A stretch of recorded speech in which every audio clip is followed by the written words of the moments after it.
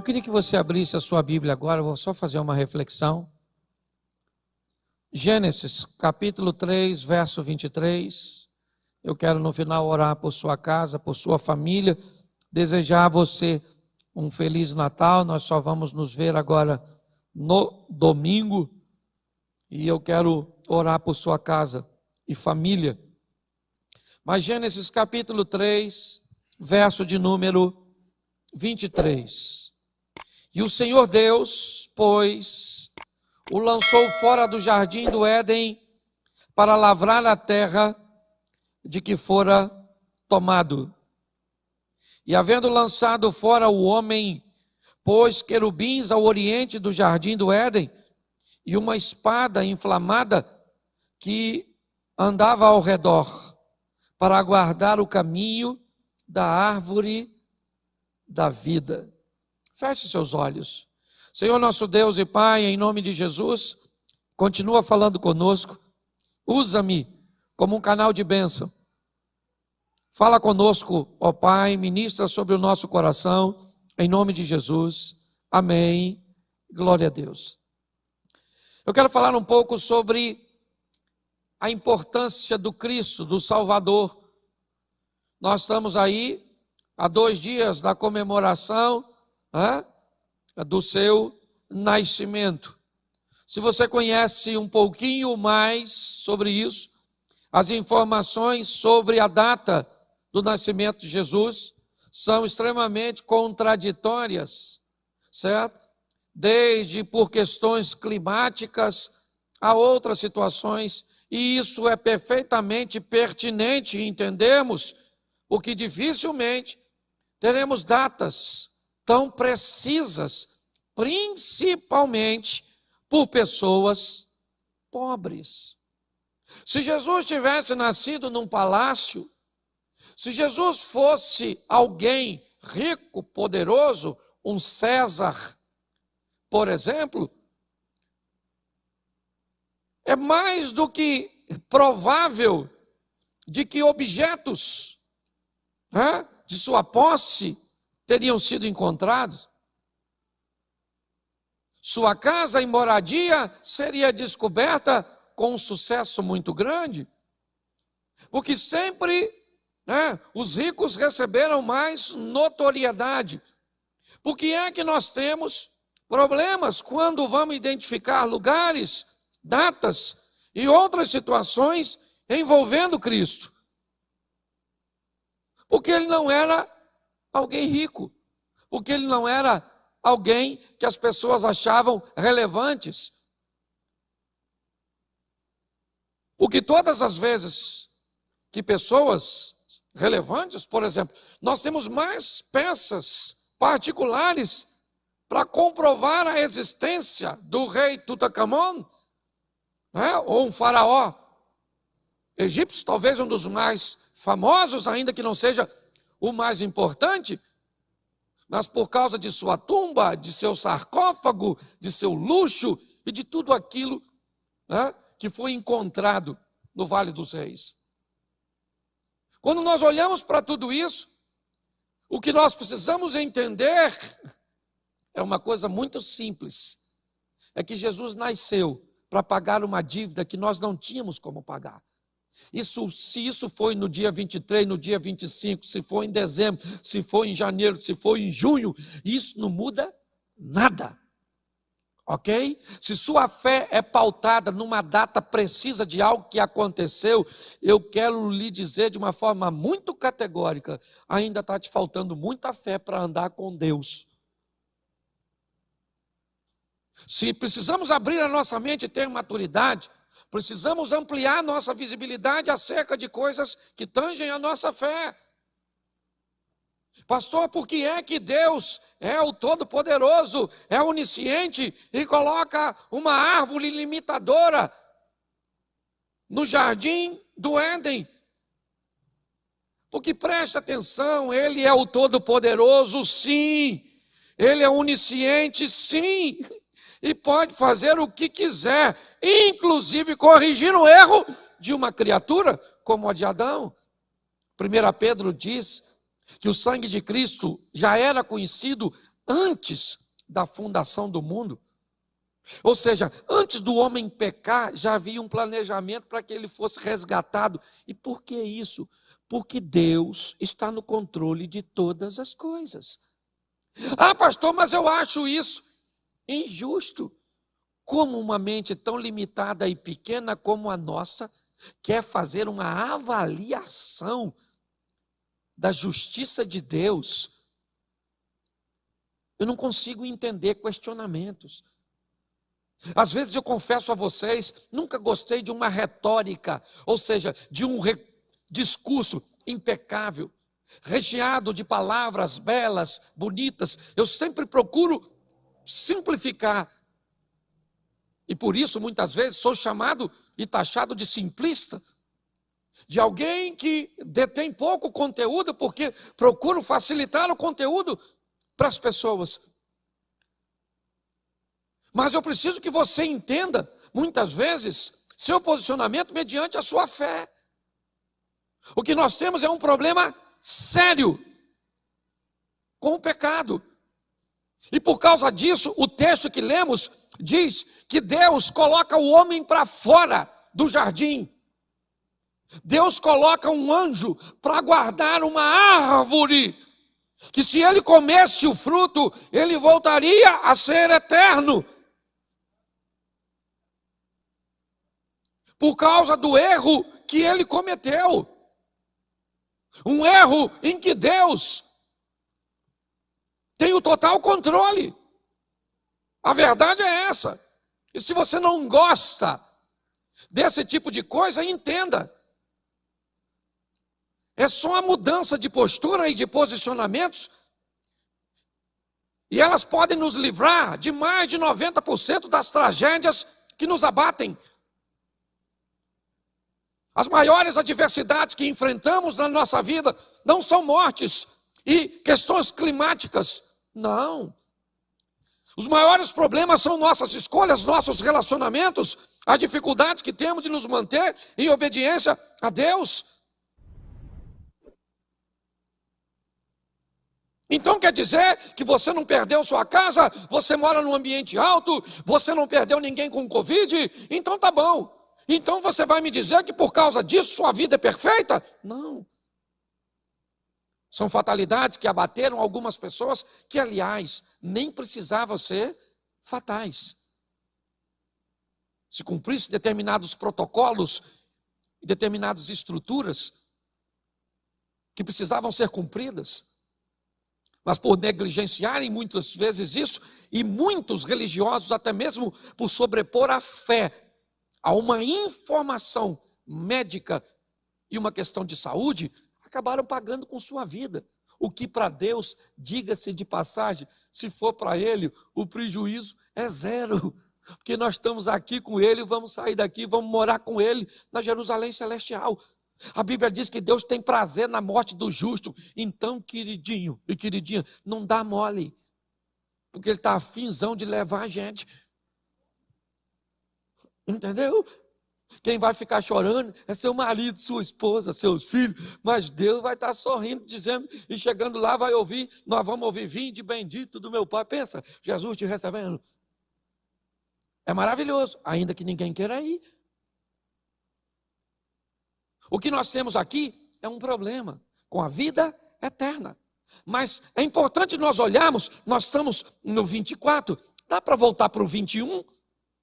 Porque o 23 e o 24 diz que Deus lançou o homem fora, que Deus pegou e colocou um anjo para proteger. Mas antes disso, mesmo depois do pecado, olha o que diz o verso 21. E fez o Senhor Deus a Adão e a sua mulher túnicas de peles e os vestiu. O Deus que coloca o homem para fora, antes de colocá-lo, ofereceu benefícios ao pecador. Eu queria lembrar você, para o material que foi usado para fazer roupa, alguém teve que morrer. Um sangue foi derramado para que a pele fosse removida, para que aquele homem que vai ser retirado, olha só, ele é retirado sim, mas antes de ser retirado, Deus está dizendo: eu te amo, eu vou te cobrir. eu vou te levar ou te trazer benefícios, mesmo você sendo um pecador. Mas nós vamos agora ter que enfrentar um problema sério, que ainda é injusto para muita gente, e eu entendo. Muitas vezes eu tenho que lidar com meus próprios pensamentos acerca dessa sistemática de que um homem erra no Éden e eu tenho que morrer por causa de um pecado que aconteceu lá atrás. É por isso que eu fico doente, é por isso que eu envelheço, e é por toda essa estrutura. Mas se você pensa que para por aí, não. Porque quando Cristo nasce, uma justiça precisa ser feita. E que justiça é essa, pastor? Isso é muito claro. O pecado entra por um homem, então, se ele entra por um homem, não pode sair por dois. Tem que sair por um homem. O pecado entra por um homem que não tem poder miraculoso para se afastar do pecado. E Jesus não pode ter poder para isso. Ele pode ter poder para curar enfermo, ele pode ter poder para ressuscitar mortos, ele pode ter poder para muita coisa, mas ele não pode ter poder e usar seu poder sobrenatural para vencer a carne e romper as tentações. Porque se ele fizer isso, Deus deixou de ser injusto. A capacidade de Adão dizer não para Eva e para aquele fruto proibido tem que ser a mesma capacidade que Jesus vai utilizar para vencer o pecado, porque senão não é justiça. Quando nós olhamos para isso, é isso que ele veio fazer. O quê? O pecado entrou por Adão, por um homem, então ele vai sair por um homem. E esse alguém que vai pagar o pecado para que eu e você um dia chegue lá e coma dessa árvore da vida que o anjo está guardando, esse alguém é Cristo. Então louvado seja o Senhor, porque Ele é o Deus da nossa vitória. É isso que nós precisamos entender. O que Ele também veio resolver? Outro problema. Que problema, pastor? É simples. Um problema entre irmãos, Caim e Abel. Quando você viaja, por exemplo, para Jerusalém, você vai se deparar com algo muito legal. Uma visão climática bem diferente da nossa. Todas as vezes que nós ouvimos, aliás, a maioria de nós, quando falamos de deserto, nós não imaginamos como o deserto, por exemplo, do Atacama, aqui na América. Nós não imaginamos, por exemplo, um ambiente deserto que não seja um ambiente do Saara, com aquela areia fina e aquele montão de areia. Mas quando você chega no Egito e em Israel, você descobre que é um deserto bem diferente, é um clima diferente. Eu queria lembrar vocês que quando, aliás, coloca para mim aí por gentileza, Gênesis capítulo 4, verso 2, Gênesis 4, 2, eu só vou falar de 2 e depois eu falo mais. E teve mais seu irmão Abel. Abel foi pastor de ovelhas. Caim foi lavrador da terra. Preste atenção, porque além de resolver um problema com o pecado, o nascimento de Jesus também vem resolver outro problema ou buscar a solução de algo muito precioso. Se você visitar algumas regiões de Israel, você vai descobrir que elas são férteis. Que nem todo lugar é deserto. Nós temos, aqui não muito longe de nós, certo? No Nordeste, áreas que podemos chamar de desérticas, por causa da escassez de água, certo? Nós temos aí a luta toda da transposição do São Francisco, ao longo de todo esse tempo, que até hoje não aconteceu, buscando irrigar esses lugares. Mas quando nós olhamos para Belém, na Judéia, local da casa de Davi, local onde Cristo nasceu. Se um dia você for a Belém, você vai descobrir que lá é uma terra fértil, é lugar de plantio, é terra de agricultor, certo? É onde, por exemplo, Caim trabalharia com agricultura. Quero te lembrar que o campo o deserto, era o local da relva baixa e escassa, onde os pastores tinham que trabalhar como nômades, conduzindo seus rebanhos de forma migratória. É como se eles saíssem por aqui para comer um pouquinho da comida aqui, e ali na vila comiam mais um pouquinho, e aí eles paravam em Santa Cruz para comer mais um pouquinho, e eles iam lá no Jardim Primavera e comiam um pouquinho, e iam no Capivari e comiam um pouquinho, e voltava no 51 e comia mais um pouquinho, e quando ele voltava aqui, o período que ele levou para migrar, fez com que a relva nascesse novamente aqui. Isso é o sistema migratório, que dá sustentabilidade ao sistema. É isso que acontece nas savanas do Serengeti, certo? Ou na África do Sul, no Kruger, e em tantos outros lugares. Quando olhamos para isso, o que estamos descobrindo? A grandeza de Deus. É isso que eu quero que você entenda. Mas quando eu olho para o campo, eu vejo os pastores, e eu olho para Belém, eu vejo os agricultores. Eles não podiam viver próximos, não tinha arame farpado, não dava para fazer uma quantidade de moeirão para cercar aquilo tudo. Terra de agricultor era longe da terra de pastor, porque senão o gado, certo? Ele invadia a terra. Já dava problema entre os pastores de Ló e os pastores de Jó, lembra? Ou né, de Abraão e de Ló, perdão, certo? Quando nós olhamos para isso, o que nós vemos? Eles viviam separados, a terra do agricultor era aqui, os animais que fiquem longe, senão eles comem o que eu plantei. Eu não sei se você já reparou na Bíblia, mas Jesus, quando nasce, recebe a visita de dois grupos distintos, e não misture os dois. Um grupo são de pastores que não levam presentes, e um grupo são de astrólogos ou magos que vão presenteá-los com ouro, incenso e mirra. Não pegue os dois e bote no primeiro pacote. O texto diz que Jesus nasce na terra de agricultor, é em Belém. Mas o texto diz que lá no campo, na vigília, um anjo aparece aos pastores e dizem para eles: vão para Belém, porque nasceu o rei dos judeus. Escute isso, porque isso é muito sério.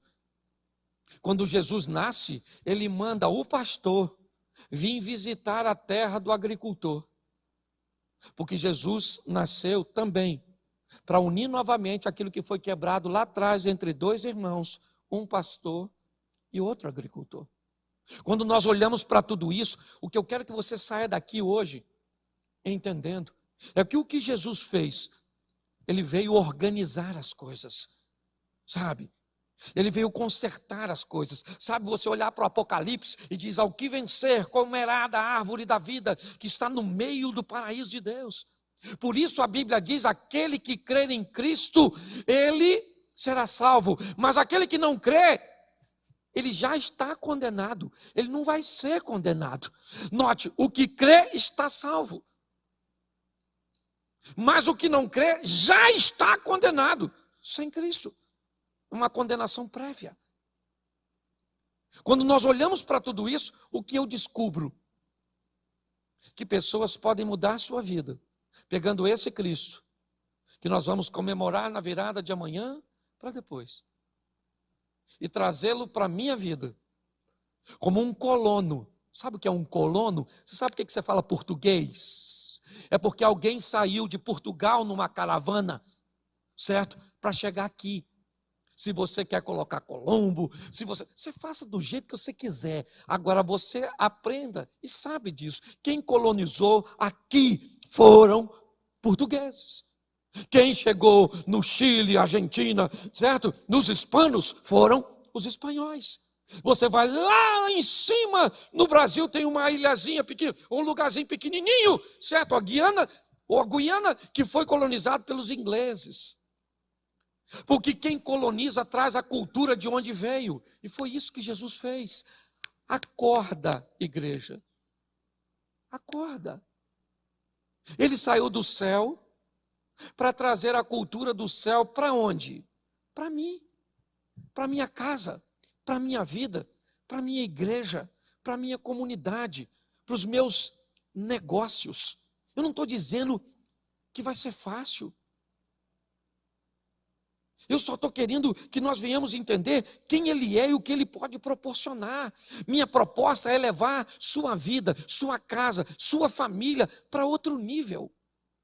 Minha proposta é fazer com que você entenda que o que tem diante de você é uma gama de oportunidades, sabe?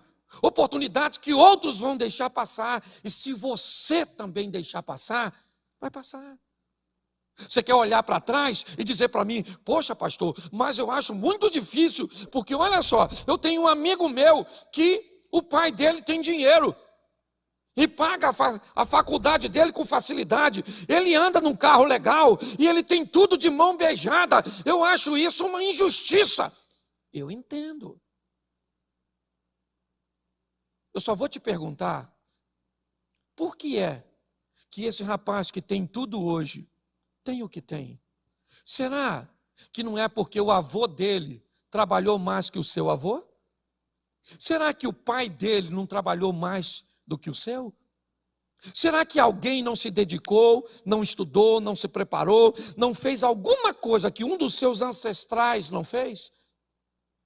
E você está achando que hoje um tem vida boa porque Deus olhou para ele e disse assim: eu gostei de você e para você eu vou facilitar? Você não sabe quem é Deus. Tem algum problema na sua religiosidade. Alguém te vendeu um peixe podre. Ah, pastor, mas o que é que eu vou fazer? O que é que eu vou fazer? Eu vou agir de uma forma onde a próxima geração, ou seja, depois de mim, alguém vai viver melhor do que eu. E depois daquele que veio depois de mim, alguém vai viver melhor ainda. A nossa proposta é apenas essa.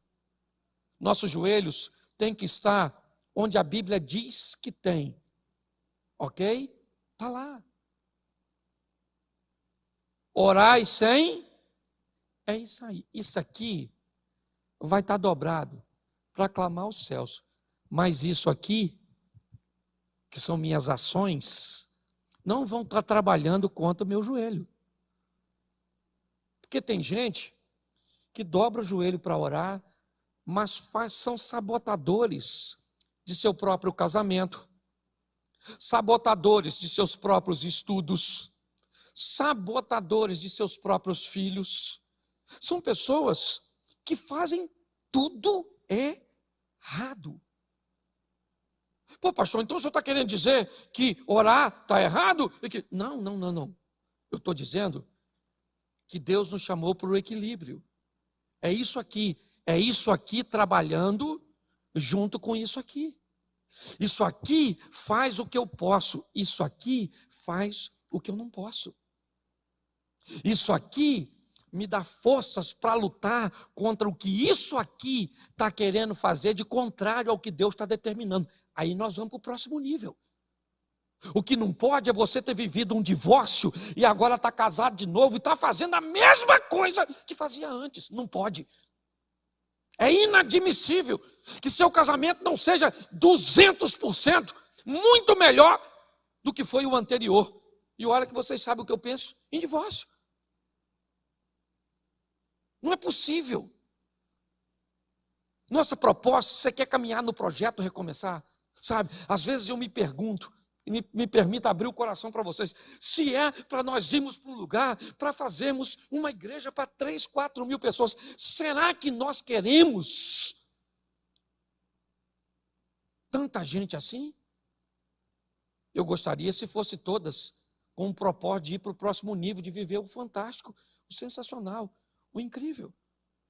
É isso que eu quero. Não estou preocupado com o número. Minha preocupação é andar com gente que está mudando de vida. Que alguém passa na rua e olha para você e diz: você frequenta qual igreja? Quem é seu pastor? Você caminha com quem? Que história é essa de sua vida ser desse jeito, seus filhos serem desse jeito, seus negócios serem desse jeito? Como é que você consegue ser fiel a nível de tributos e fazer com que as suas finanças ou a sua empresa funcione desse jeito?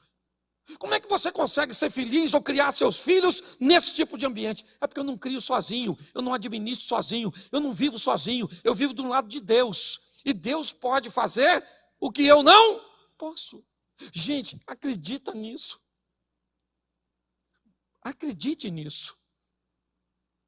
Sabe? Aceite esse convite de caminhar conosco. Sabe? Gente com 10, 15 anos, hoje na igreja, ficando em casa para ver se a gente sente falta. Ah, eu parei de ir no projeto. Mas por quê? Menino, eu não fui 20 dias.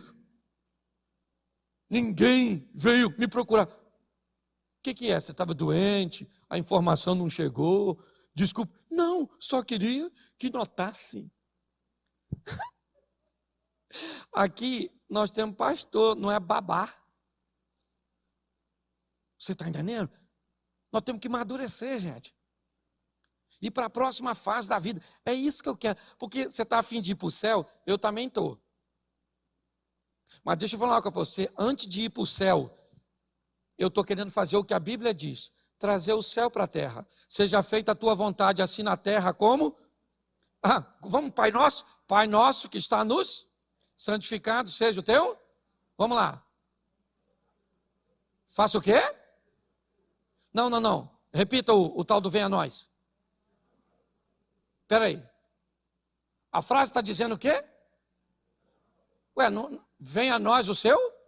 Não é para nós irmos para o seu reino? É para o seu reino vir para nós? Ou é para nós irmos para o reino? Me ajuda nisso aí, gente, que eu já me compliquei. Eu quero saber se o texto está falando que eu vou para o reino ou o reino vem para cá. O reino vem e quando minha vida acabar aqui, aí eu vou para lá. Ou seja, está na hora de você trazer o reino de Deus para a sua vida, para a sua casa. Você está entendendo? Para viver um incrível. Chega de uma vida medíocre, meu Deus do céu. E eu luto com isso todos os dias. Então eu queria que você ficasse de pé agora. Você que veio visitar, quem veio pela primeira vez? Aí levanta a mão. Cadê? Isso, Deus te abençoe, viu, querido? Eu não sou assim radical assim sempre, não. Tá? Feche seus olhos. Mas saia daqui para viver o sensacional. Ainda dá tempo. Ainda dá tempo. Amém? Não precisa mudar de ano, não. Você ainda tem aí o quê? 8 dias? É mais ou menos isso, não é isso? Em 8 dias dá para Deus fazer tanta coisa por você, por sua casa, por sua família, por sua saúde. Então eu queria que você fechasse seus olhos agora. Feche seus olhos. Eu quero orar por você. Senhor nosso Deus e Pai, em nome de Jesus, eu quero te entregar a cada lar aqui representado. Eu quero te entregar a cada pessoa que nos acompanha pelas redes sociais. Em primeiro lugar, eu quero te agradecer, ó Deus, por tua misericórdia. Porque como João disse, o Senhor nos amou de uma tal forma, a ponto de entregar seu único filho para morrer por nós, para desfazer aquilo que foi feito no jardim do Éden por Adão e Eva, para reconciliar aquilo que foi feito entre o pastor e o agricultor, e tantas outras coisas, ó Pai. Mas eu quero te entregar a cada lar, a cada família, que haja paz, que haja saúde, que haja prosperidade. Em nome de Jesus, ó Deus, abençoe as famílias. É o que eu te peço nesse momento. Que nós possamos levar uma conscientização, uma maturidade.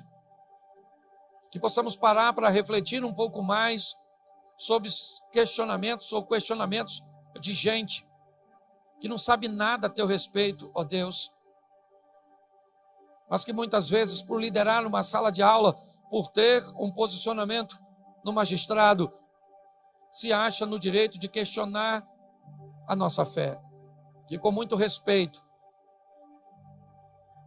nós possamos ter experiências e não palavras. Porque quando palavras que justificam a tua ausência